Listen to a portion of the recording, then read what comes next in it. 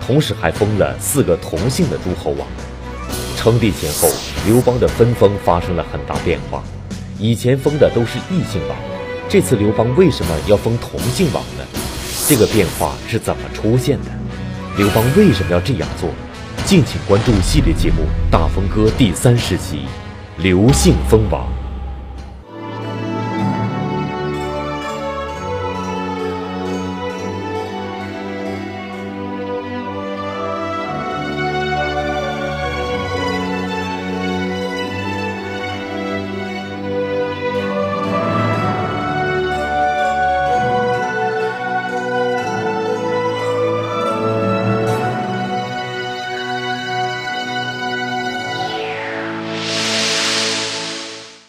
汉高祖6年，刘邦在大封29位列侯的同时，又分封了4位同姓诸侯王。这4个王不是刘邦的兄弟，就是刘邦的儿子，或者是与他有亲戚关系的人。可以说，刘邦的这次分封与以前有很大的不同。早在刘邦称帝以前，他的分封都是给了异姓的人，也是为自己立过功的人。那么这一次，刘邦为什么要封同姓王呢？从分封异姓诸侯王到分封同姓诸侯王，刘邦的分封思想有什么变化呢？这种变化透露出什么信息？河南大学王立群教授做客百家讲坛，为您精彩讲述系列节目《大风歌》第30集《刘姓封王》。刘邦在高帝6年大封列侯的同时，刘邦封了4位刘姓的同姓的诸侯王，不是异姓诸侯王。我们知道刘邦在建汉之前封了7个异姓诸侯王，现在又封了4个同姓诸侯王，这样就出来了几个问题啊。第一，为什么要封？第二，从分封异姓王到分封同姓王，这个变化是怎么出现的？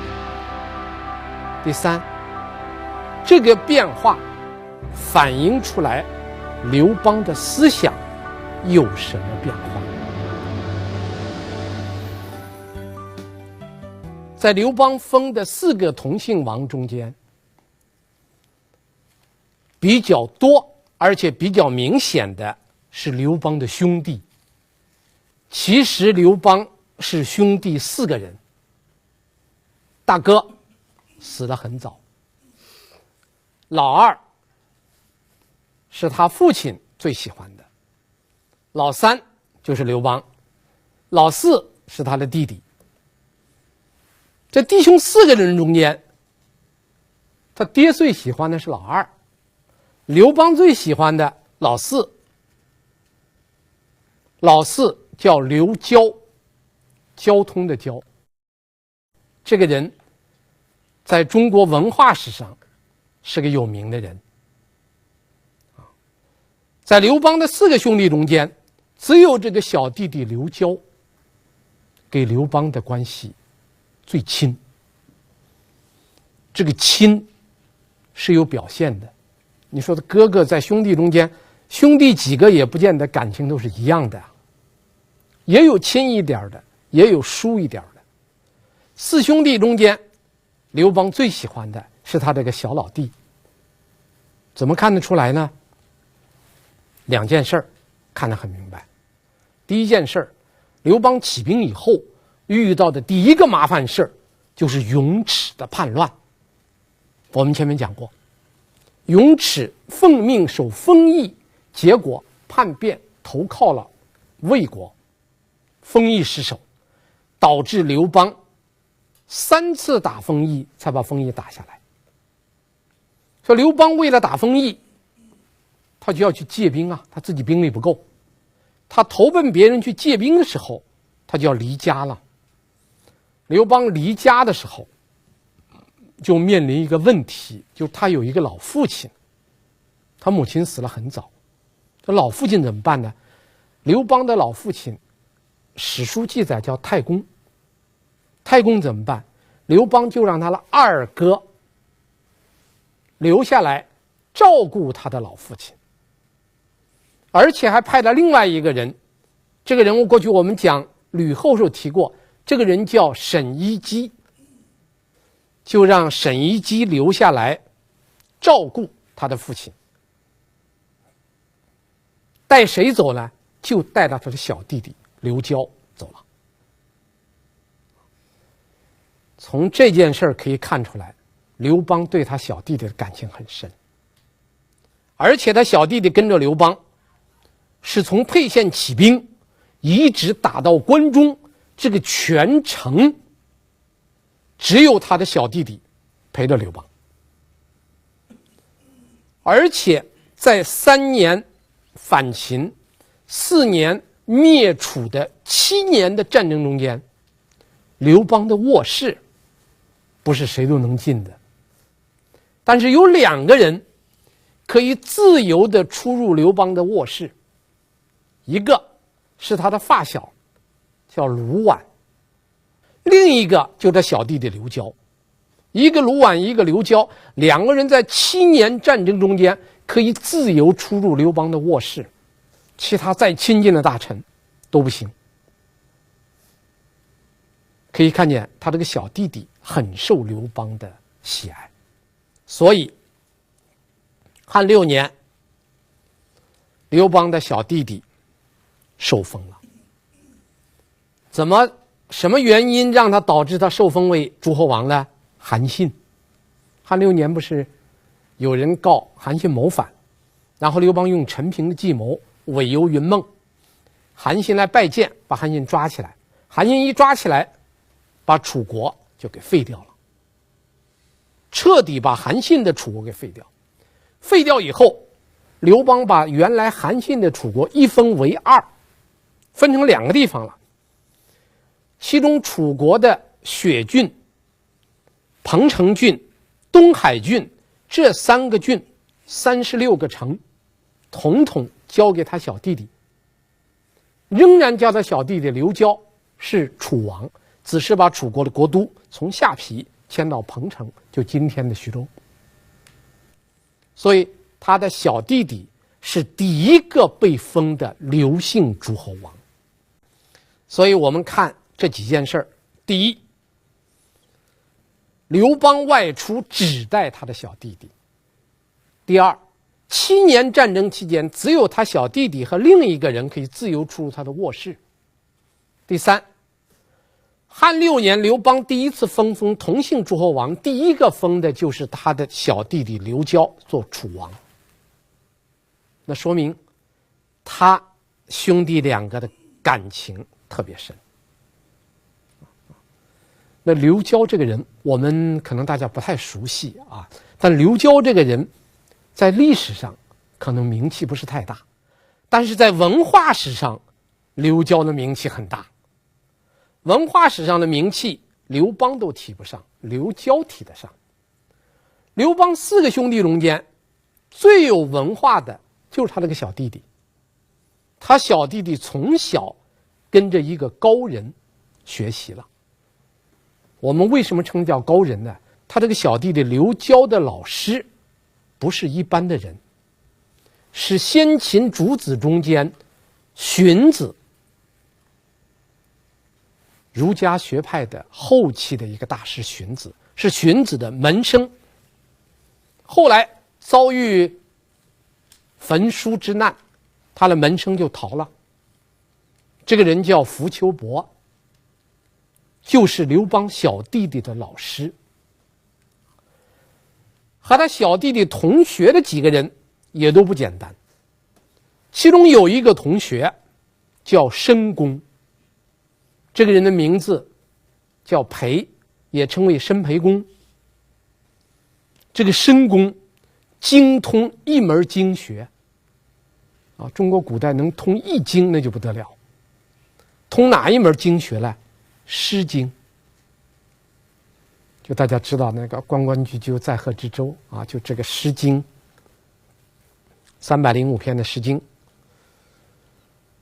这个申公非常熟悉。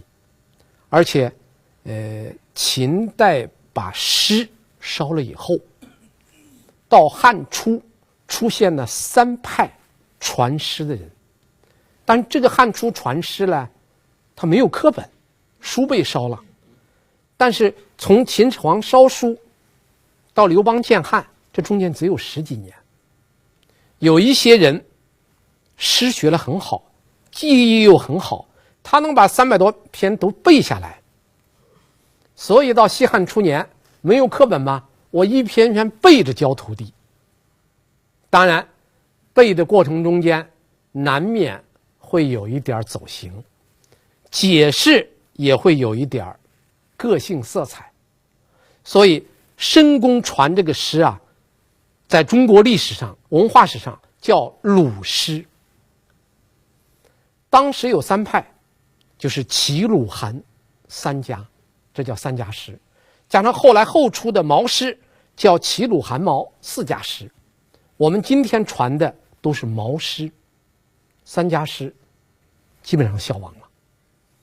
而刘交和他那个同学申公学的都是鲁诗，所以这个刘交呢是一个很有文化修养的人啊。这刘邦分的第一个王就是他的小弟弟，这个人还是不错的，起码没有胡作非为，而且这个人在文化史上很有贡献。刘邦的其他的兄弟就不太好说了，老大死得早，大嫂呢跟刘邦的关系很僵啊。这个大嫂跟刘邦的关系怎么僵呢？其实这个事儿的话呢，2个人都有责任。刘邦年轻的时候啊，不是太循规蹈矩的人啊，循规蹈矩的人后来也做不了皇帝。刘邦这个年轻的时候呢，他在秦朝的时候就老犯事儿，老被公安上这个找事儿，是吧？请他去喝茶啊，找他谈话啊，就诸这类事情比较多，所以刘邦老得躲。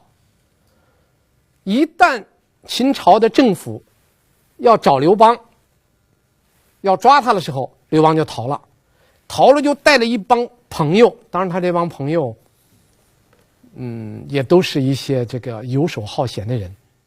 然后这一拨人就跑到哪儿去了？刘邦号领着这拨人跑到已故大哥家去蹭饭吃。他自己去吃饭不说，还领了一帮人去蹭饭。大哥死了，大嫂一个人，日子很难，所以他大嫂看着刘邦这小叔子带了一帮人来家吃饭，很不高兴。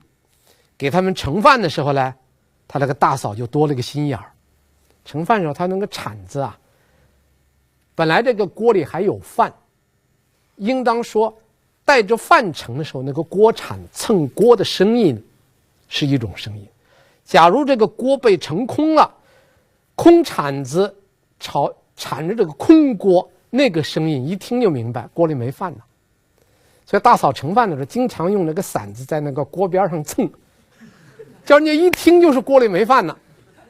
然后他这一帮朋友们一听说没饭呢，都走了。等朋友走了，刘邦回去一瞅，那锅里还有饭。从此以后，他恨他的大嫂了。所以当刘邦当了皇帝汉6年，把他的小弟弟封作楚王的时候，大哥死了，大哥有个儿子，应该可以封的，就刘邦的侄子，亲侄子啊，刘邦不封。过了1年，刘邦的父亲看不下去了，亲自找刘邦谈话，提这个事儿，你怎么忘了呢？结果刘邦就说了2句话：谋非敢忘之也，为其母非长者也。我不是忘了他，而是因为他娘不是一个忠厚长者。就这不封，后来他爹催住他封了，给他封了一个什么侯来，叫更接侯。这更接一般封侯啊，都是封一个地方啊，哪个地方你叫什么侯？什么叫更接侯啊？更接侯就是锅铲子蹭住锅那个发出那个声音，用那个声音做那个侯的名，给他侄子封了个侯。刘邦也挺叫什么呢？挺捣蛋的啊，给他侄子封了这么一个侯。这个侯就是当上了也挺恶心的啊，锅铲子蹭锅了生意。假如我们说吃，那就是吃侯啊，蹭，那就是蹭侯，就这样来封。这老大，老四封了，他很喜欢，老大也解决了。老二叫刘喜，喜欢的喜，刘喜。这个刘喜这个人呢，是刘邦的父亲最喜欢的。刘喜呢，老实巴交，能卖点力气，挣点钱，治点产业，他爹特别喜欢他。啊，不喜欢刘邦，就觉得他游手好闲，不干正事儿。结果他给刘喜封到哪儿了？封到代国去做代王。代国在哪儿？今天山西的太原。他的北面就是强大的匈奴。结果他这个哥哥呢，他这个二哥刘喜啊，能挣点小钱，但是毫无政治才能，跑到代国去做了1年代王。匈奴一打过来，他吓跑了，他把国家一扔，他自己一个人跑到京城去了。这叫弃国而逃。按说这是死罪啊，毕竟是自己的哥了，下不了手，怎么办呢？从王降成侯，还让他做了个侯。当然在这中间，二哥刘喜这个人呐，他确实没有什么本事，但刘喜有一个儿子很厉害，他爹没本事，他这个儿很厉害。他那个儿叫刘鼻，知道了吧？吴楚七国之乱那个挑头的吴王刘鼻，就是那个没有本事的二哥家的儿子。爹没本事，弃国而逃；儿子有本事，率领七国叛乱，就是这么一个人啊。其实这个刘鼻，在平定秦部叛乱的时候，20岁啊，立了正功，刘邦很喜欢。刘邦想封自己的兄弟，第一太少，第二呢，兄弟大多数没本事，小弟弟是最有本事的，是个文人。大哥死得早，二哥呢不忠，一打仗就跑啊，弃国而逃，所以最后就把这个刘鼻给封了啊。那是平定秦部叛乱以后啊，封了他那个侄子。封完以后他后悔了，封完以后他把他侄子叫过来，他一看他侄子，司马迁史书记载说，刘邦一看他侄子面有反相，但是封过了，后悔了，所以就告诉他，50年以后东南有人要反叛中央，莫非就是你？把刘鼻吓得一连劲儿的磕头，说不是我，绝不是我，绝不敢。刘邦告诉他，谆告诫他啊，天下同姓是一家人，你可千万别反。但司马迁写的话我不信啊，我不信。第一，你怎么看出来您的侄子有反相？第二，你怎么能算出来50年后就要反？你要这么神的话，你怎么不能算出来你老婆将来会有点麻烦？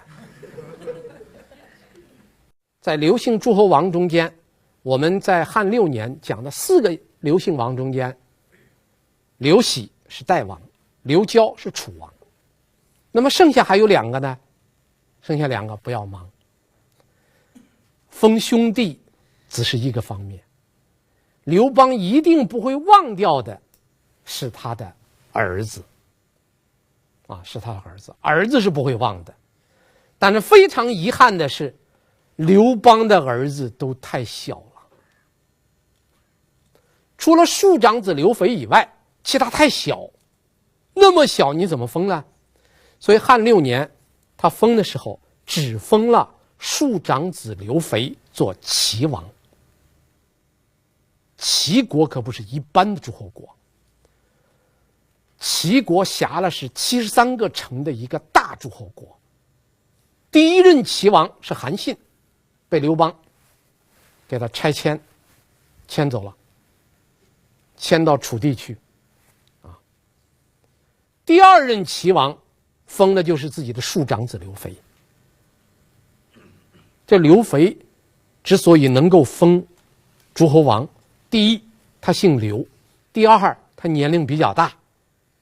其他的儿子，老二就是皇太子刘盈了，不能再做诸侯王了。老三，那就赵王刘如意，那就更小了，啊，所以那些儿子都比较小，他没有来得及封，太小了，他来不及封，他觉得镇不住。齐国这个地方啊，其实在抓了韩信以后，刘邦手下有一个谋士叫田肯，这个人给刘邦就说了，他说对于汉帝国来说，有2个地方最重要，一个是关中，一个是齐地。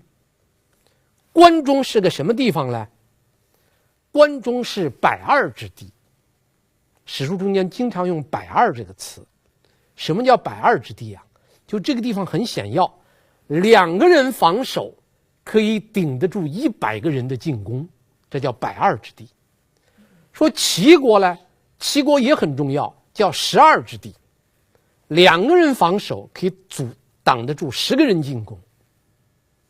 所以齐国叫东西秦，西边是秦，东边是齐。而且这个谋士田肯给刘邦说了一句话，非亲子弟，莫可使忘齐者。不是自己的亲子弟，不能够让他在齐国称王。所以他封了他的儿子，不但封了他的儿子做齐王，而且刘邦下了一个命令，这个命令叫逐民能其言者，皆与齐王。就天下老百姓会说山东话的，一律遣送山东做齐王的部下去，按口音来遣送流民。因为那个大家知道，这个秦末大乱，还有楚汉战争天下大乱的时候，老百姓到处跑，啊，离开自己家乡到处去跑，说天下的流民非常多，流民多，刘邦并没有管，唯独对山东人他管得特别严。只要能够说齐国话的，一律到齐国去，目的是什么？目的是让他儿子管辖那个齐国的人口更多一点。让他的人口多是干什么呢？做大做强。在那个时候，哪个诸侯王管辖的地方大，拥有的人口多，这个国家就强。齐国的地73座城，够大了。百姓少，那么所有会说齐国话的全部抢过去。其他的国家都没有命令，唯独齐国这个诸侯国，刘邦下了个命令。可见他对他的儿子，那还是比对兄弟还要亲啊。这是第3个王。第4个刘姓王，就既不是刘邦的兄弟，又不是刘邦的儿子，叫什么呢？叫姓刘，就张光。这个人叫刘嘉。司马迁写了一个经验世家，写到这个刘嘉。这个刘嘉是个什么人呢？司马迁都不知道，就刘嘉肯定是刘邦的亲戚，但这个亲戚亲到什么程度，司马迁不知道。不知道他是刘邦的哪一支上的亲戚。这个人之所以被封王，2个原因：第一，有战功；第二，他姓刘。史记啊，记载了这么几句很有名的话，很值得大家这个咀嚼给玩味。司马迁这样写的：当刘邦抓了韩信以后，下面就是司马迁的原话了：欲望同姓以振天下，高祖子幼，昆弟少，又不贤。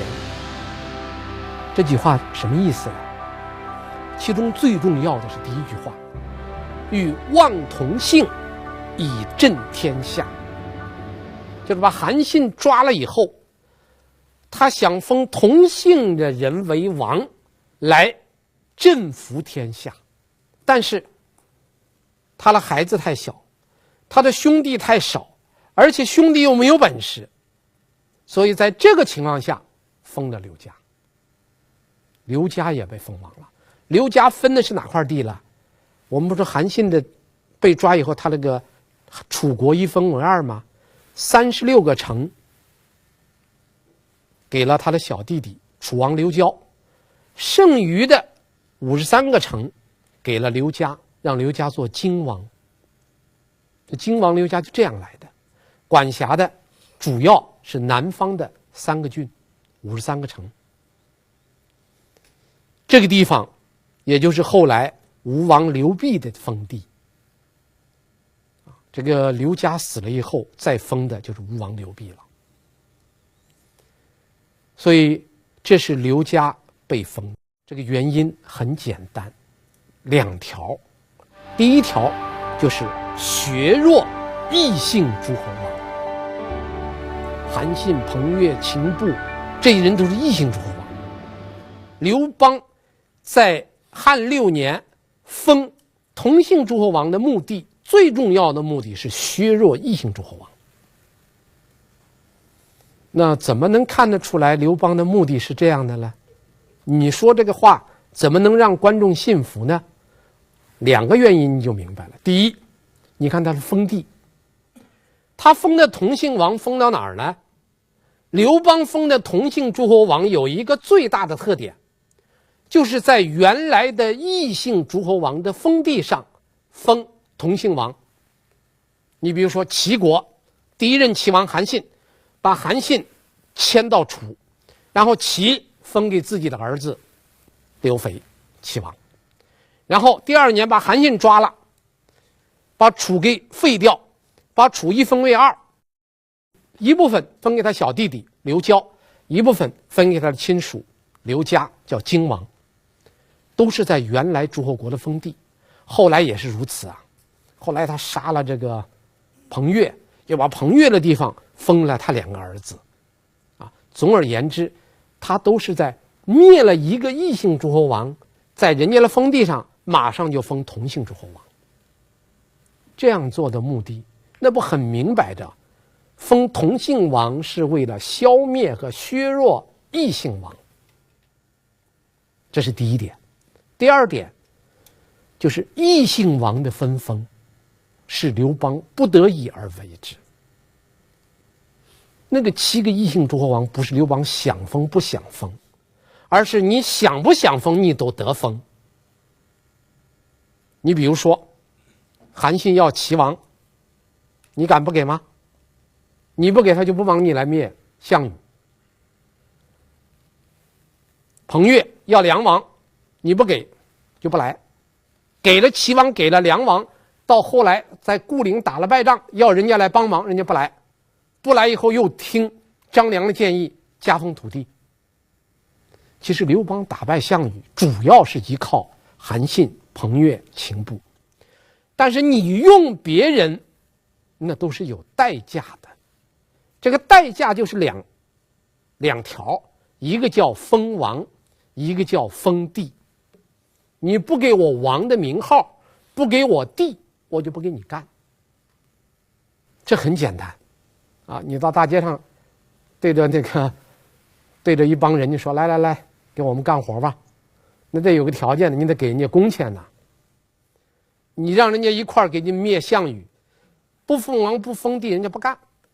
所以异姓王是刘邦不得不封，并非出自心里的情愿。这是封同姓王的第1个原因，为了削弱异姓王。第2是为了巩固刘姓政权。我们刚才读了刘邦的一句话，很有名啊，望同姓以振天下。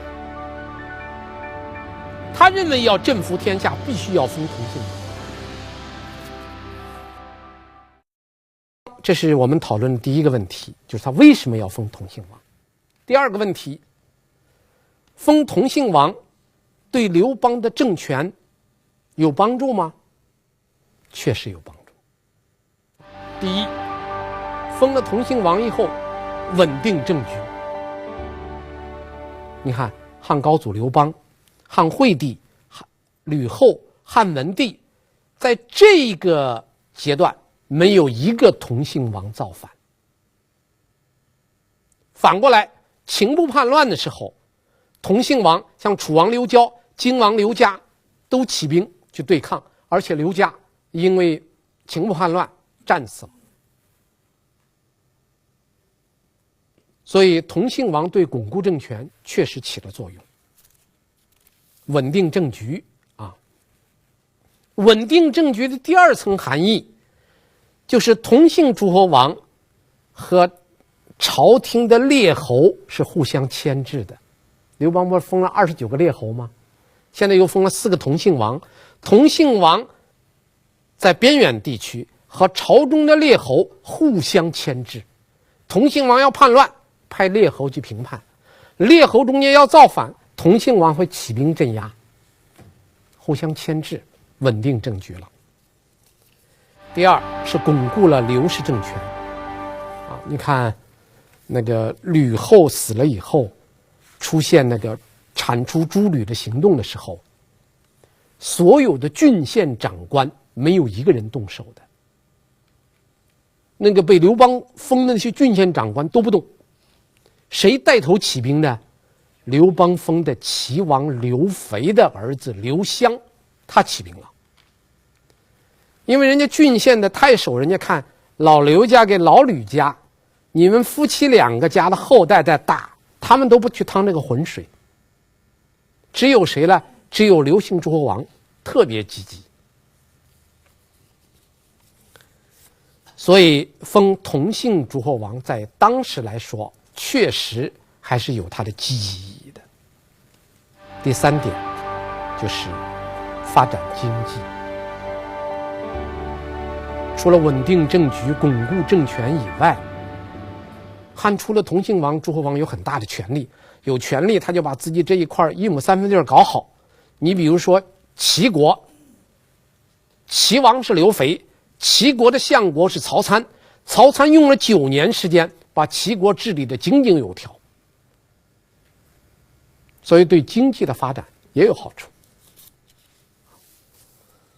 现在我们可以回答我们这一集开始讲的一个问题了。刘邦从封异姓王到封同姓王，这是个重大转折。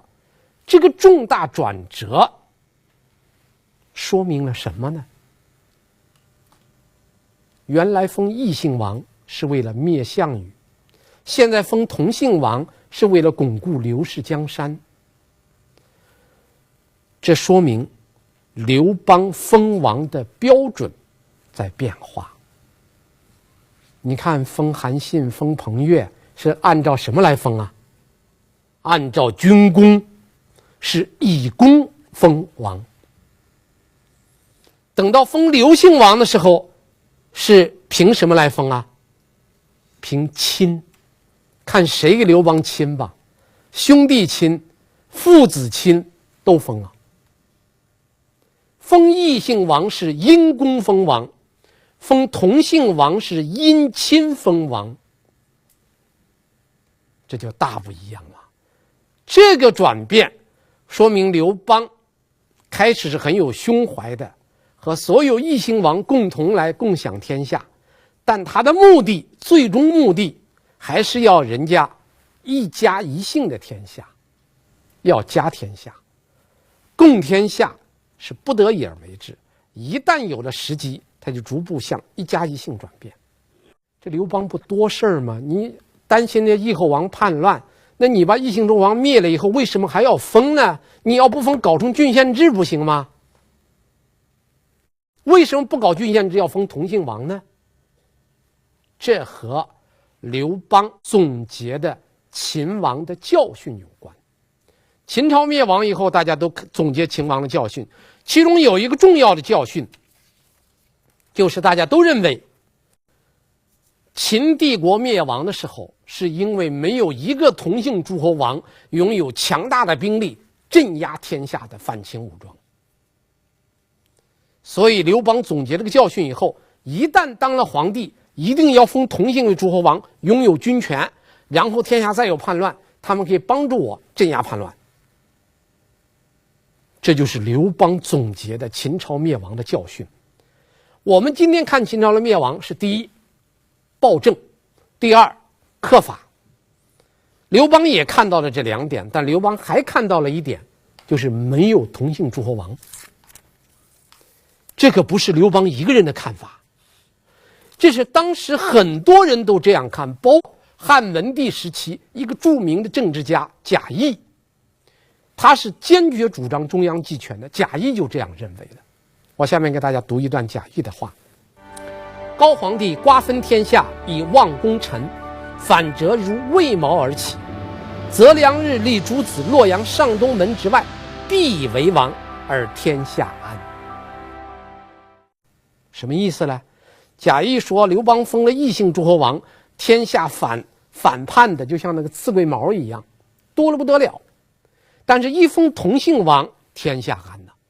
连贾谊都认为封同姓王是对的。你可见当时最进步的思想家和最有实权的政治家，大家都有一个共识，要想天下安，要封同姓王。这一期我们讲了刘邦当了皇帝以后，兄弟封了侄子，封了儿子，封了刘姓的亲戚，都封了。还有没有姓刘了没有封啊？有，刘邦他爹还没封来，儿子、兄弟、侄子都封了，他爹怎么办？请看下集太上皇。谢谢大家。刘邦在称帝之后，大封同姓诸侯王和自己的刘氏宗亲。然而有一个人似乎被他完全遗忘，迟迟没有给上尊号，这个人就是他的父亲太公。那么刘邦和他父亲之间的关系究竟怎样？后人对此又是如何评价的呢？河南大学王立群教授为您讲述系列节目《大风歌》第31集《太上皇帝》。